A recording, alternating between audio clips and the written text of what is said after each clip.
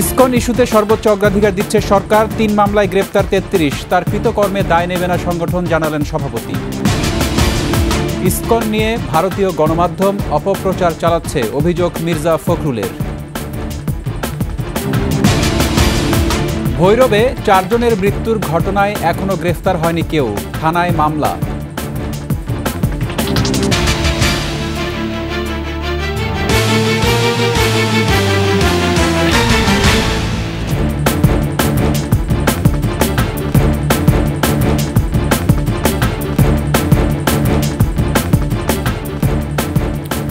শুনছিলেন সংবাদ শিরোনাম।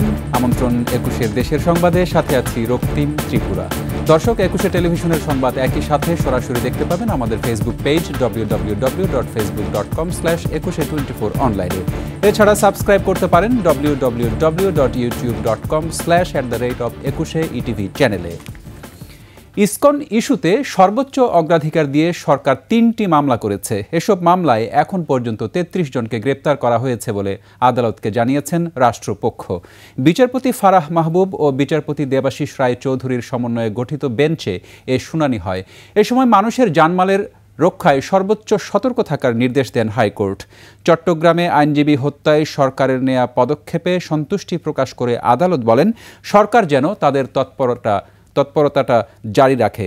এর আগে ইসকন নিষিদ্ধ চেয়ে রিট আবেদন করেন একজন আইনজীবী। পরে ইসকন সম্পর্কে হাইকোর্টকে পূর্ণাঙ্গ রিপোর্ট দেবে বলে জানায় রাষ্ট্রপক্ষ। ইসকন নিষিদ্ধ এবং আইন শৃঙ্খলা পরিস্থিতি নিয়ন্ত্রণ করার ব্যাপার, এটা উনি যেহেতু নিয়ন্ত্রণে আছে, এটা উনি রাষ্ট্রযন্ত্র উপরে ছেড়ে দিয়েছে। কোর্ট বলছে যে যেহেতু রাষ্ট্রযন্ত্র এখানে সর্বোচ্চ চেষ্টা দিয়ে তাদের আইন শৃঙ্খলা পরিস্থিতি নিয়ন্ত্রণ রাখছে, এটা আসলে ধন্যবাদ পাওয়ার যোগ্য।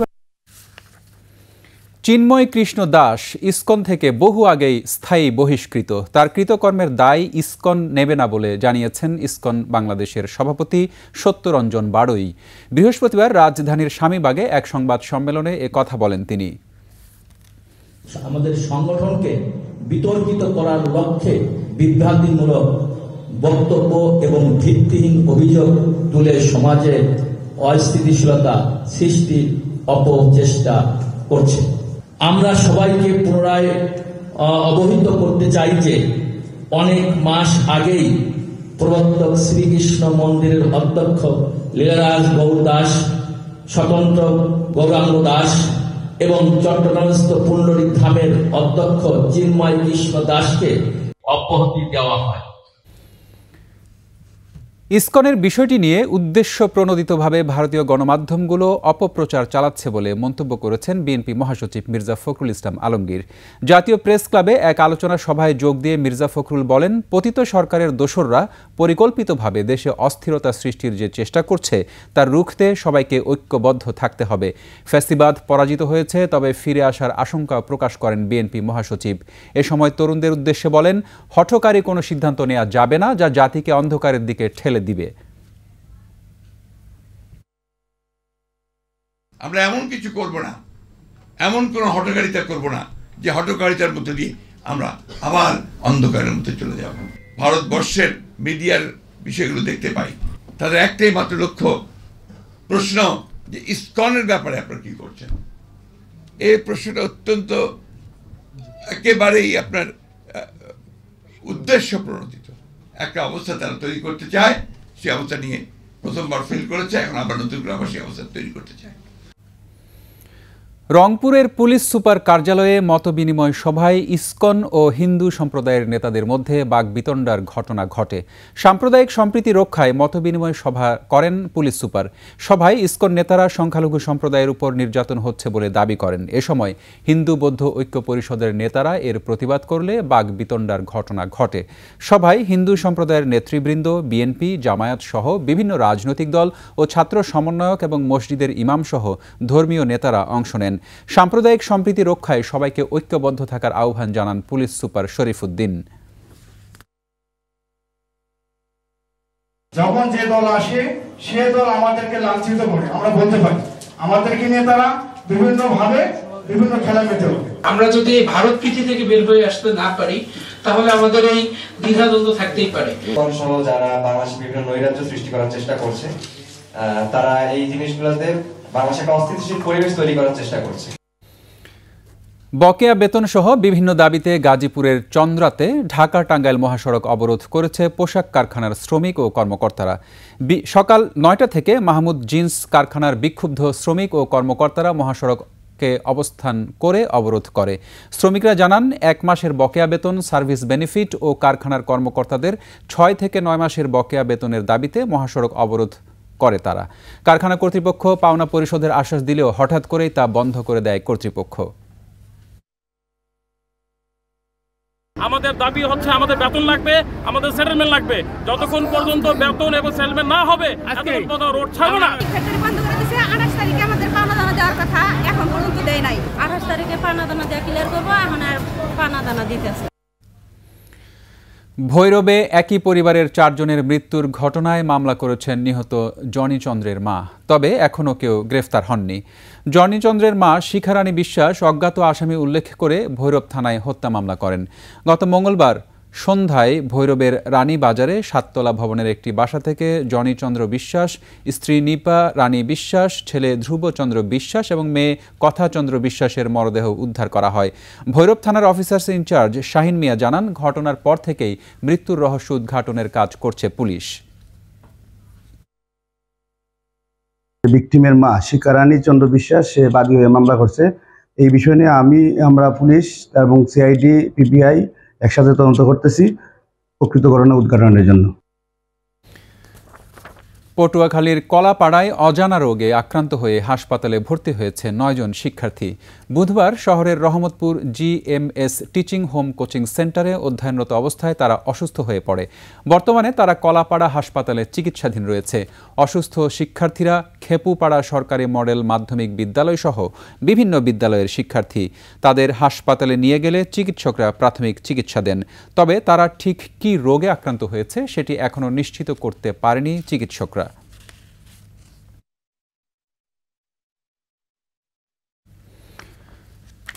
কুমিল্লা থেকে 11 বছর আগে গুম হওয়া 2 বিএনপি নেতার সন্ধান চেয়ে মৌন মিছিল করেছে বিএনপির নেতাকর্মীরা। সকালে লাকসাম উপজেলা ও পৌরসভা বিএনপির উদ্যোগে এ মৌন মিছিল হয়। পরে আলোচনা সভায় বক্তারা বলেন, 2013 সালের 27 নভেম্বর রাতে জেলার আলী শহর থেকে সাদা পোশাকে আইনশৃঙ্খলার বাহিনীর পরিচয়ে সাবেক সংসদ সদস্য সাইফুল ইসলাম হিরু এবং পৌর বিএনপির সভাপতি হুমায়ুন কবির পারভেজকে গুম করা হয়। 11 বছর পরও তাদের কোনো সন্ধান মেলেনি। দ্রুত তাদের খুঁজে বের করার দাবিও জানান তারা।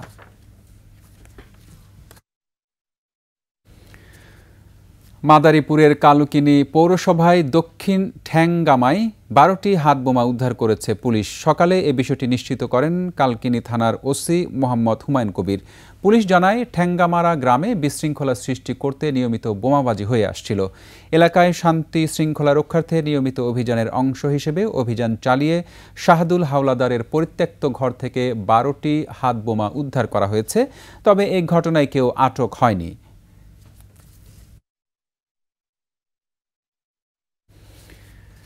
দুর্নীতিতে বেপরোয়া রাজশাহী বিভাগীয় পাসপোর্ট অফিসের কর্মকর্তা ও কর্মচারীরা। তাদের বিরুদ্ধে অভিযোগ করেও মিলছে না প্রতিকার। মানববন্ধনও করেছে ভুক্তভোগীরা। দেয়া হয়েছে 1 মাসের আলটিমেটাম। বদরুল হাসান লিটনের তথ্যচিত্রে ডেস্ক রিপোর্ট।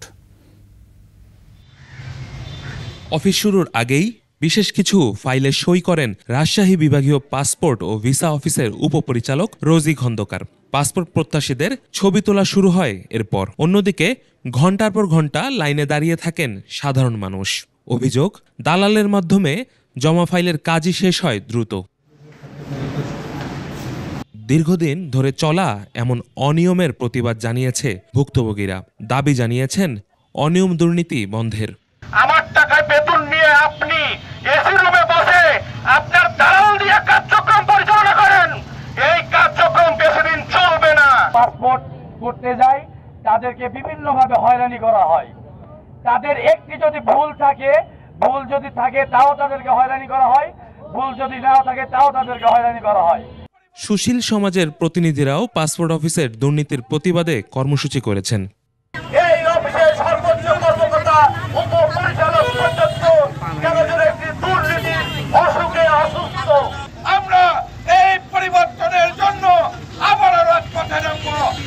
উপপরিচালকের সঙ্গে দেখা করে প্রতিনিধিরা ঘুষ দুর্নীতি ও অনিয়ম দূর করতে আলটিমেটাম দেন। সে সময় অভিযোগ অস্বীকার করায় তোপের মুখে পড়েন উপপরিচালক। ছবি তুলতে বাধা দেওয়ার চেষ্টা করে আনসার সদস্যরা। পরে পরিস্থিতি স্বাভাবিক হলে শুনেন ভুক্তভোগীদের কথা।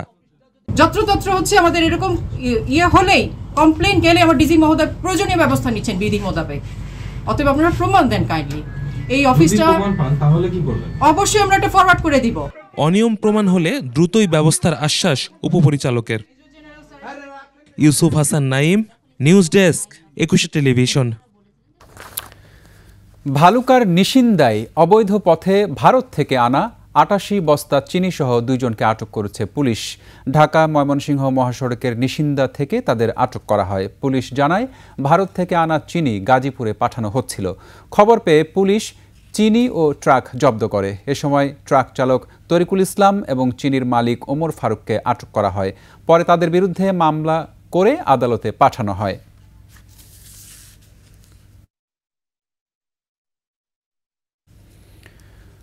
যশোরের বেনাপোল স্থলবন্দর দিয়ে ৯ দিনে ভারত থেকে ১,৩৪০ মেট্রিক টন চাল আমদানি করা হয়েছে। আমদানিকারকেরা জানান, চালের বাজার স্থিতিশীল রাখতে সরকার ভারত থেকে মোটা চাল আমদানির উদ্যোগ নিয়েছে। বাণিজ্য মন্ত্রণালয় থেকে আমদানিকারক প্রতিষ্ঠানকে বিনা শুল্কে সিদ্ধ ও আতপ চাল আমদানির অনুমোদন দেয়া হয়। আগামী ১০ ডিসেম্বরের মধ্যে এসব চাল আমদানি করতে হবে। কিন্তু দেশীয় বাজারে পাইকারি দামের তুলনায় ভারতের বাজার থেকে আমদানি করা চালের দাম বেশি পড়ছে। বর্তমানে দেশীয় বাজারে চালের পাইকারি ও খুচরা মূল্য কম। এদিকে আমদানি মূল্য বেশি পড়ায় চাল আমদানিতে অনীহা দেখাচ্ছেন ব্যবসায়ীরা।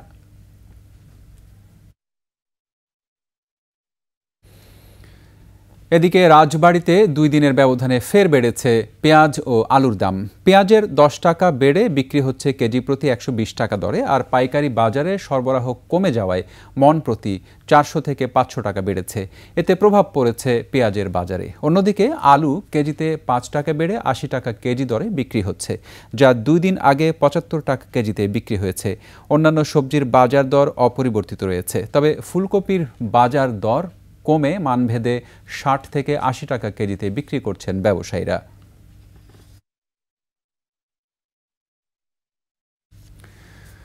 কখন কতটা বৃষ্টি হবে তার পূর্বাভাস জেনে কৃষকরা যাতে ব্যবস্থা নিতে পারে সেজন্য চুয়াডাঙ্গায় লাগানো হয়েছিল তথ্য বোর্ড। কিন্তু ৫ বছর আগে লাগানো এই বোর্ডগুলোতে সবশেষ তথ্য দেয়া আর সঠিক ব্যবহার না জানায় কৃষকদের কোনো কাজেই আসছে না।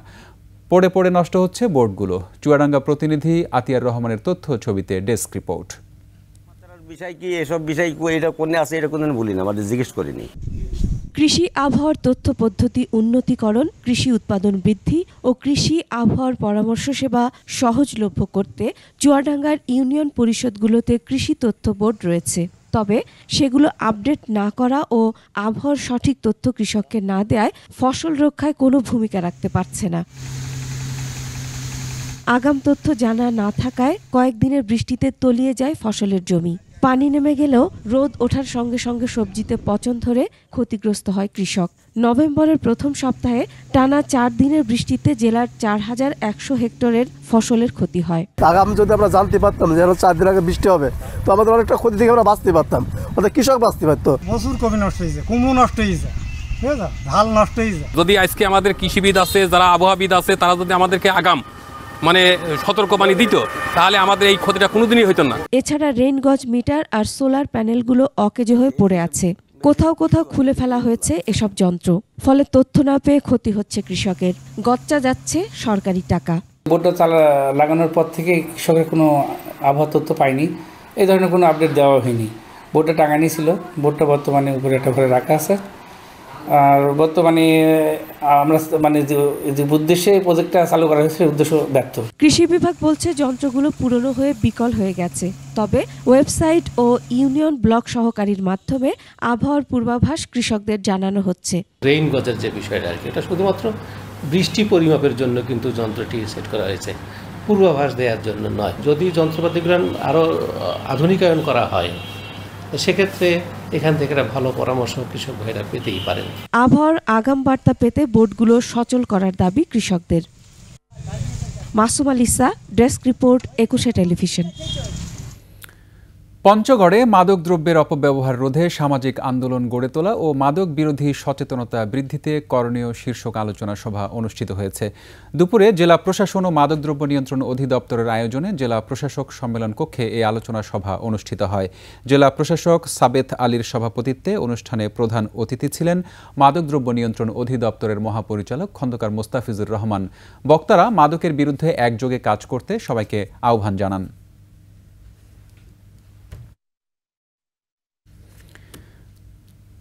সিরাজগঞ্জের বেলকুচিতে DZBH মানবিক সেবা সংগঠন ডু সামথিং ফাউন্ডেশনের উদ্যোগে আজগড়া গ্রামের শারীরিক প্রতিবন্ধী আব্দুল মজিদকে হুইল চেয়ার দেওয়া হয়েছে। বিকেলে এনায়েতপুরে এ হুইল চেয়ার দেন ফাউন্ডেশনের প্রতিনিধি আশরাফুল ইসলাম। ডু সামথিং ফাউন্ডেশনের কর্মীরা ছাড়াও সেখানে 21 টেলিভিশনের সেবা সংগঠন 21 ফোরামের সদস্যরা উপস্থিত ছিলেন। হুইল চেয়ার সহায়তা পেয়ে আব্দুল মজিদ কৃতজ্ঞতা প্রকাশ করেন।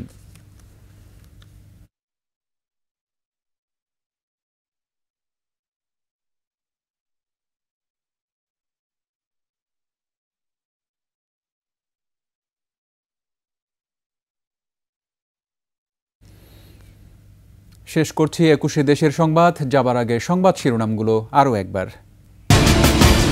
ইসকন ইস্যুতে সর্বোচ্চ অগ্রাধিকার দিচ্ছে সরকার, 3 মামলায় গ্রেপ্তার 33, তার কৃতকর্মে দায় নেবে না জানান সংগঠনের সভাপতি। ইসকন নিয়ে ভারতীয় গণমাধ্যম অপপ্রচার চালাচ্ছে বললেন মির্জা ফখরুল। ভৈরবে 4 জনের মৃত্যুর ঘটনায় এখনো গ্রেফতার হয়নি কেউ, থানায় মামলা।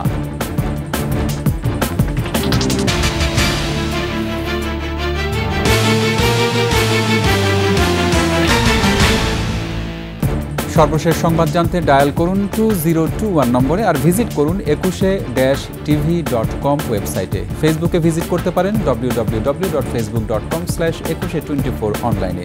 এছাড়া সাবস্ক্রাইব করতে পারেন www.youtube.com/@21etv চ্যানেলে। এতক্ষণ সঙ্গে থাকার জন্য ধন্যবাদ। পরবর্তী সংবাদ সন্ধ্যা 7টায় দেখার আমন্ত্রণ রইল। 21-এর সাথেই থাকুন।